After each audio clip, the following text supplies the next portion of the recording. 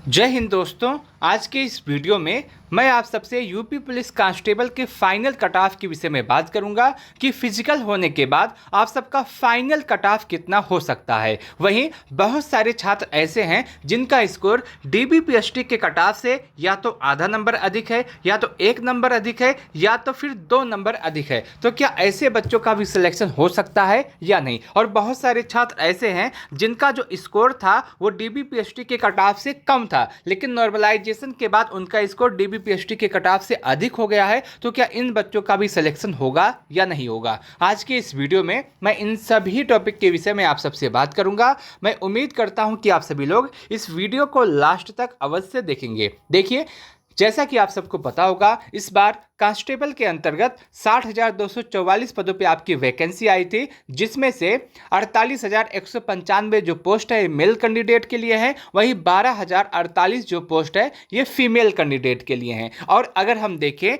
तो जब आपका डीबीपीएसटी का नोटिस आया था तो उसमें कहा गया था कि डीबीपीएसटी के लिए 2.5 गुना बच्चों को पास किया गया है।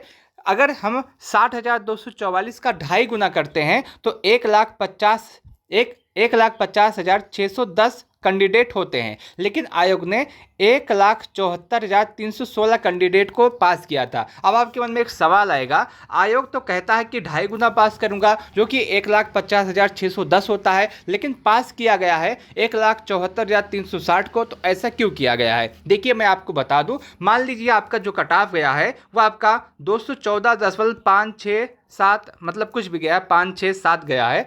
अब यहाँ पे जितने भी कैंडिडेट हैं जिनका स्कोर लास्ट में 567 के अंतर्गत आता है, यहाँ पे जितने भी कैंडिडेट हैं उन सभी को पास कर लिया गया है, वो चाहे जो हों। हालांकि आयोग ने कहा था कि जो आपके 60,244 है इसका 2.5 गुना ही करूंगा, तो 2.5 गुना करने के बाद जो आपका लास्ट कट ऑफ है, लास्ट कट ऑफ पे जितने भी बच्चे थे सभी बच्चों को पास कर लिया गया है। इसलिए आपको संख्या 1,50,610 की बजाय 1,74,316 दिखाई दे रहा है। तो आप इस बात को भी समझे होंगे। अब यहाँ से अगर हम देखते हैं तो यहाँ से जो एक्स्ट्रा बच्चे हैं वो कौन से हैं? जो आपके 23,706 बच्चे हैं, जो 1,74,316 और 1,50,610 को माइनस करने के बाद जो यहाँ पे बच्चे आए हैं जिनका स्कोर सेम है, जो आपका कट ऑफ गया है उसी के समान है, तो ये जो कैंडिडेट हैं ये बाहर ही होंगे। क्योंकि अगर 1 नंबर भी आपका बढ़ता है, 1 नंबर भी आपका कट ऑफ इंक्रीज होता है, तो सबसे पहले यही कैंडिडेट आपके बाहर होंगे, उसके बाद दूसरे कोई बच्चे बाहर होंगे। तो पहला जो बाहर होने वाला आंकड़ा है आप यहाँ से समझे होंगे, और यहाँ से आप समझने का प्रोसेस भी स्टार्ट कर दिए होंगे।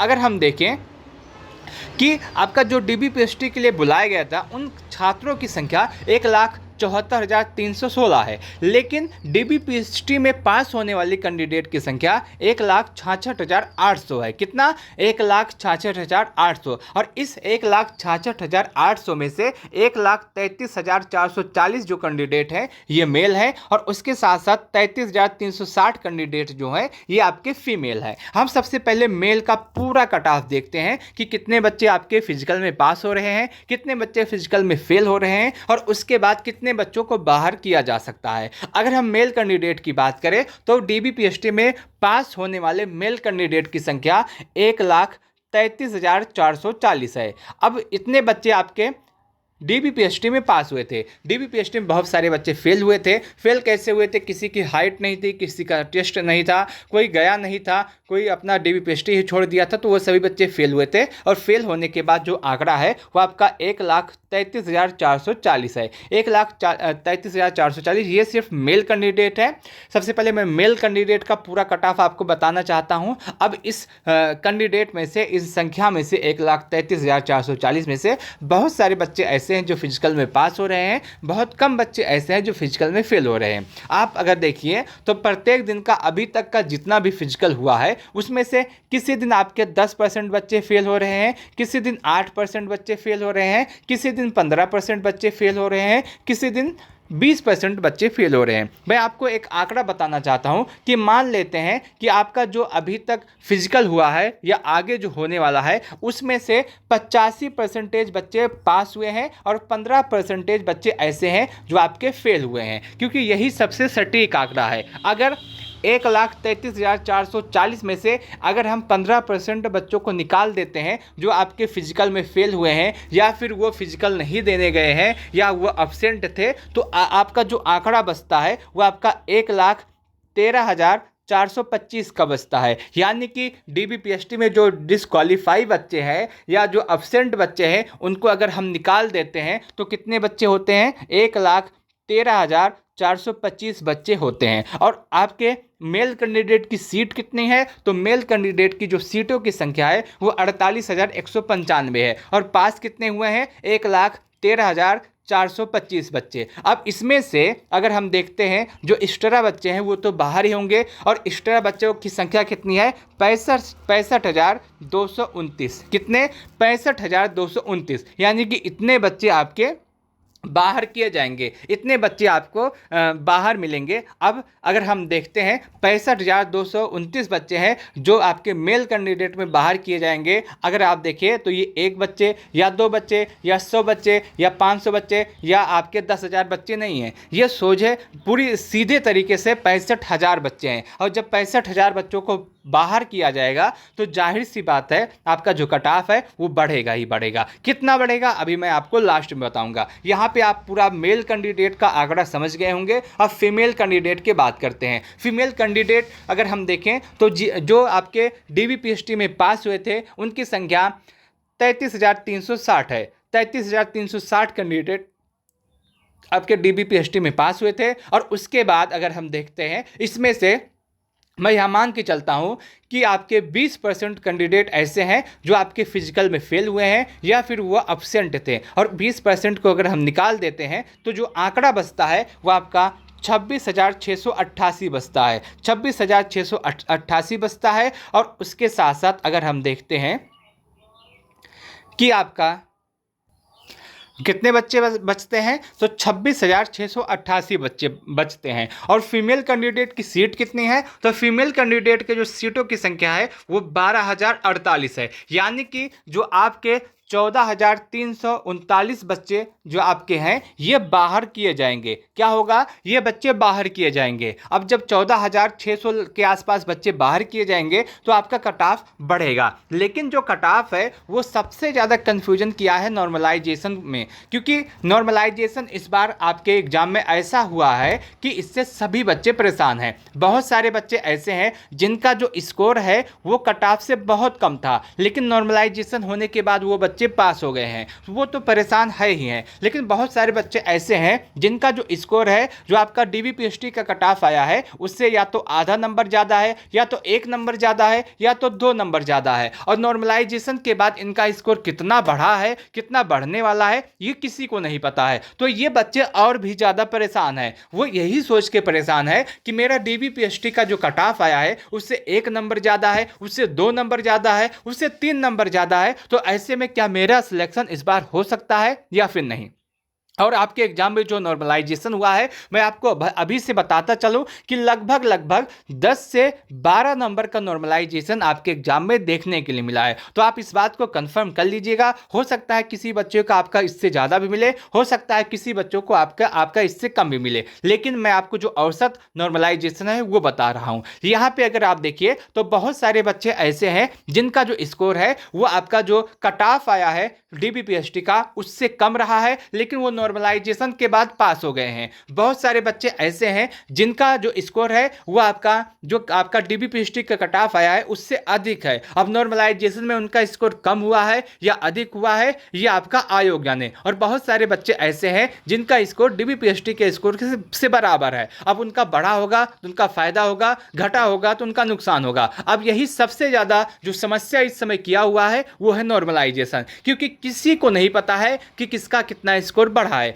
किस शिफ्ट में कितना स्कोर बढ़ा है। एक शिफ्ट में बहुत सारे बच्चे आपको ऐसे कहते मिल जाएंगे कि मेरा नॉर्मलाइजेशन में नहीं बढ़ा, बहुत सारे बच्चे आपको ऐसे कहते हुए मिल जाएंगे कि मेरा नॉर्मलाइजेशन में इतने नंबर बढ़ा है। लेकिन अगर जो नॉर्मलाइजेशन आपके एग्जाम में हुआ है जितने भी बच्चे हैं जितने भी बच्चे हैं जो आपके कम स्कोर वाले हैं और नॉर्मलाइजेशन के बाद उनका ज़्यादा स्कोर हुआ है, मान लीजिए आपका जो कट ऑफ है वो 214 नंबर गया है और इससे मान लीजिए बहुत सारे बच्चे 207 पे होंगे, 208 पे होंगे, 209 पे बच्चे होंगे, इनका जो नॉर्मलाइजेशन होने के बाद 214 से अधिक हो गया है, मान लीजिए 214 की वजह 215 हो गया है, 216 हो गया है, तो ये जो बच्चे हैं जिनका स्कोर 1 या 2 नंबर नॉर्मलाइजेशन के बाद ज़्यादा हुआ है तो उनकी संभावना कम है, उनकी संभावना कम है। और बहुत सारे बच्चे ऐसे होंगे जिनका जो स्कोर है, जो आपका कट ऑफ आया है डीबीपीएसटी का, मान लीजिए डीबीपीएसटी का कट ऑफ 214 गया है, अब बहुत सारे बच्चे ऐसे होंगे जिनका जो रो मार्क है इसी के आसपास है, मान लीजिए किसी बच्चे का स्कोर 214 के बजाय रो मार्क 215 है, किसी का 214.5 है, किसी का 216 है। अब ऐसे जो बच्चे हैं इनका नॉर्मलाइजेशन होने के बाद अगर इनको नॉर्मलाइजेशन 5 नंबर का ही फ़ायदा मिला होगा या फिर 6 नंबर का फ़ायदा मिला होगा या फिर 7 नंबर का फ़ायदा मिला होगा तो ये बच्चे आपके सेफ हो सकते हैं, ये बच्चे आपके सेफ कैटेगरी में आ सकते हैं। और जिन बच्चों का स्कोर इससे अधिक है उनको बिल्कुल भी परेशान होने की आवश्यकता नहीं है, उनका सिलेक्शन आराम से होने वाला है। अगर मैं आपको कट ऑफ बताने का प्रयास करूँ कि आपका कट ऑफ कितना हो सकता है इस बार और कितना कट ऑफ आपका कैटेगरी वाइज बढ़ सकता है, इसके विषय में देखिए मैं आपको पुराना कट ऑफ नहीं बताऊंगा कि आपका 49,000 वाली वैकेंसी में कितना कट ऑफ गया था, 41,000 वाली जो वैकेंसी आया है उसमें कितना कट ऑफ बढ़ा था, इसकी बात मैं नहीं करूंगा क्योंकि वो जो वैकेंसी है उसमें आपका जो फिजिकल है बहुत ही जल्द हो गया था। फिजिकल बहुत जल्द होने के बाद बहुत सारे बच्चे ऐसे थे जो आपके फिजिकल नहीं पास कर पाए थे। आपका जो एग्जाम है, आपका जो वैकेंसी है, इसमें सिनेरियो कुछ अलग है, इसमें बहुत ज़्यादा बच्चे फिजिकल में पास हुए हैं और जब बहुत ज़्यादा बच्चे फिजिकल में पास हुए हैं तो जाहिर सी बात है आपका कट ऑफ बढ़ेगा। मैं आपको बता दूं, मैं आपको 3-4 बात यहीं से बताता चलता हूं कि अगर आप देखिए, आप अब अगर देखिए कि आप कुछ भी ना देखिए, बस यही देखिए कि आपका जो 23,706 कैंडिडेट है ये कौन सी कैंडिडेट है जो आपके सेम नंबर पे हैं। आयोग ने कहा था कि 2.5 गुना बच्चों को शॉर्टलिस्ट करूंगा डीबीपीएसटी के लिए। 2.5 अगर हम देखते हैं तो 15,000 बच्चे होते हैं, लेकिन आयोग ने 1,50,000 बच्चे होते हैं, लेकिन आयोग ने 1,74,000 बच्चों को शॉर्टलिस्ट किया। तो इसमें से जो आपके 23,706 कैंडिडेट आपके हैं, इनका सिलेक्शन होना बहुत ही कम संभावना है, क्योंकि ये जो बच्चे हैं अगर एक भी नंबर आपका कट ऑफ इंक्रीज होगा ये बच्चे तुरंत ही बाहर हो जाएंगे। और उसके साथ साथ अगर आप देखिए मेल कैंडिडेट में तो 65,239 बच्चे ऐसे हैं जो बाहर किए जाएंगे और फीमेल कैंडिडेट में 14,640 बच्चे ऐसे हैं जो बाहर किए जाएंगे। इस हिसाब से इन सभी को एनालिसिस करने के बाद अगर मैं आपको बताऊं कि आपका कट ऑफ कितना बढ़ सकता है, आपका कट ऑफ कितना बढ़ने वाला है, उसके विषय में यहाँ पे आपको मेल कैंडिडेट का कट ऑफ लिखा हुआ होगा, यहाँ पे आपको फीमेल कैंडिडेट का कट ऑफ लिखा हुआ होगा। तो दोनों कट ऑफ की हम बात करते हैं। सबसे पहले बात करते हैं मेल कैंडिडेट की। देखिए मेल कैंडिडेट में जो आपका कट ऑफ है, यूआर का कट ऑफ आपका डीबीपीएसटी का कट ऑफ 214 गया था और अगर आपका जो फाइनल कट ऑफ है इसमें आप 5 से 6 नंबर ऐड कर लीजिए। आपका जितना भी कट ऑफ है, अगर आपका जितना स्कोर है इसके आसपास होगा तो आप बिल्कुल सेफ हैं। तो यूआर कैंडिडेट में जो कट ऑफ आपका बढ़ने वाला है वो 5 से 6 नंबर के आसपास बढ़ सकता है। ईडब्ल्यूएस में जो आपका कट ऑफ बढ़ेगा वो 4 से 5 नंबर के आसपास बढ़ सकता है। ओबीसी में आपको कट ऑफ ज़्यादा बढ़ता हुआ मिलेगा। ओबीसी में अगर हम देखें तो आपका जो कट ऑफ है 198.99 गया था और इसमें आपका 8 से 9 नंबर आपके कट ऑफ बढ़ सकते हैं। अब आपके मन में सवाल आएगा कि यूआर का कट ऑफ 5 से 6 नंबर बढ़ रहा है, ईडब्ल्यूएस का कट ऑफ 4 से 5 नंबर बढ़ रहा है, लेकिन ओबीसी का कट ऑफ 8 से 10 नंबर क्यों बढ़ रहा है? क्या सच में आपका कट ऑफ ओबीसी में इतना बढ़ेगा? तो जी हाँ, ओबीसी का कट ऑफ हमेशा से बढ़ता है, ज़्यादा बढ़ता है। क्यों बढ़ता है हम इसको समझते हैं कि देखिए जब डीबीपीएसटी का आपका कट ऑफ आया हुआ होगा, किसका? डीबीपीएसटी का आपका जब कट ऑफ आया होगा तो बहुत सारे बच्चे इसमें ऐसे होंगे जो आपके यूआर में शॉर्टलिस्ट हुए होंगे। कहाँ पे? यूआर में शॉर्टलिस्ट हुए होंगे। बहुत सारे बच्चे ऐसे होंगे जो यूआर में शॉर्टलिस्ट हुए होंगे। मान लीजिए यूआर का कट ऑफ 216 गया है तो उनका स्कोर 215 होगा, 216 होगा, 217 होगा। तो ऐसे बच्चे जो हैं ये यूआर में शॉर्टलिस्ट हुए हैं। लेकिन जब आपका कट ऑफ और भी ज़्यादा बढ़ता है, आपका कट ऑफ और भी ज़्यादा इंक्रीज होता है, तो मान लीजिए आपका जो फाइनल कट ऑफ है ये आपका 220 चला गया। कितना चला गया? 220 चला गया। तो ये 216 वाले जो बच्चे हैं, 215 वाले बच्चे हैं, 217 वाले जो बच्चे हैं, ये कहाँ पे आ जाएंगे? ये आपके ओबीसी में आ जाएंगे। ओबीसी में आ जाएंगे। तो ओबीसी में पहले से बच्चे मौजूद हैं। जो यूआर वाले बच्चे हैं, जब कट ऑफ बढ़ने की वजह से जो कम नंबर वाले बच्चे हैं, ये भी आपके ओबीसी में आ जाएंगे। ओबीसी वाले जो बच्चे हैं यहाँ पे आ जाएंगे। अब जब ओबीसी में आएंगे तो उनका कट ऑफ ऑटोमेटिक बढ़ता है। इसी वजह से आपका हर वैकेंसी में अगर आप देखिए यूपी पुलिस कांस्टेबल की पिछली वैकेंसी के एनालिसिस कीजिए तो ओबीसी के कट ऑफ हमेशा से थोड़ा सा ज़्यादा बढ़ता है यूआर की अपेक्षा, और एससी की अपेक्षा, एसटी की अपेक्षा आपको ओबीसी का कट ऑफ ज़्यादा बढ़ता हुआ मिलता है। इसीलिए इसकी वजह मैंने आपको बता दी है। तो यूआर का ओबीसी का कट ऑफ आपका 8 से 10 नंबर के आसपास बढ़ सकता है। एससी के कट ऑफ आपका 6 से 7 नंबर और एसटी का कट ऑफ आपका 7 से 8 नंबर बढ़ सकते हैं। ये आपके मेल कैंडिडेट का पूरा आंकड़ा है। वही फीमेल कैंडिडेट की बात करें तो यूआर का जो कट ऑफ इसमें 4 से 5 नंबर बढ़ सकते हैं।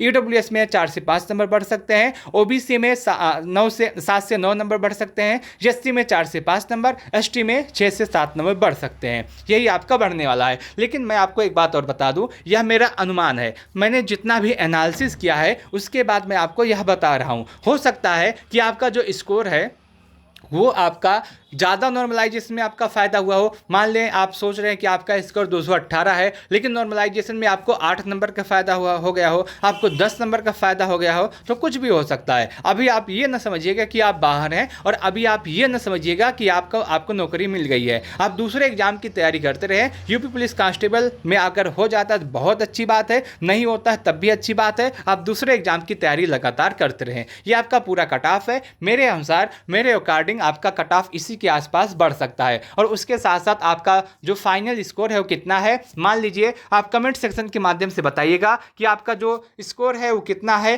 जो आपका कट ऑफ डीवीपीएसटी का कट ऑफ आया है उससे कितना अधिक है, मैं आपको बताने का प्रयास करूंगा कि आपका सिलेक्शन होगा या नहीं होगा। मैं आपको कैसे कमेंट करना है, मान लीजिए आप यूआर हैं, आप यूआर कैंडिडेट हैं, आप लिखिएगा यूआर, उसके बाद लिखिएगा आपका शिफ्ट। मान लीजिए आपका एग्जाम 24 को होता है तो 24 की फर्स्ट शिफ्ट आप लिख दीजिएगा।